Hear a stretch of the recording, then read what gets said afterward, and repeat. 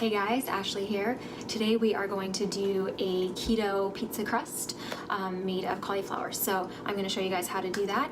And there's only a total of 6 grams of carbohydrates, 13 grams of fat, and 15 grams of protein. So that's for all 4 servings of the entire crust. So pretty low carb and really delicious. So let's get started. Here are the things that you're gonna need. You're gonna need a baking sheet. You're gonna need a silicone mat. This is reusable and you can replace your parchment paper or your aluminum foil with this. Just wash it off and then keep reusing it. You're gonna need a mixing bowl, a spoon, measuring cup, and a scale. The scale is good for measuring the weight of the cauliflower meal, but if you don't have a scale, you can just use a measuring cup. You're gonna need your pre-made cauliflower meal. And then you're gonna need 1 egg and 1/4 cup of shredded mozzarella.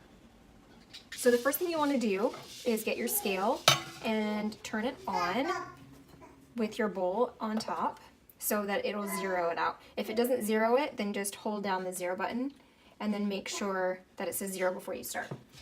Then you put your cauliflower meal and you just measure up until 100. It's 140 grams. I'm a little bit over, but that's okay. It's 145. I put a 1/2 cup of mozzarella. The cauliflower meal is in here, and then 1 egg. So then you just stir it up.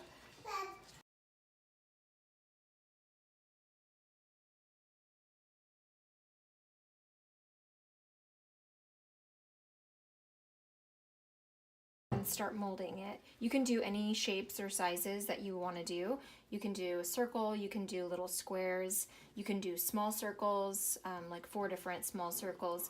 And then if you want to, you can freeze it as soon as you bake it in the oven.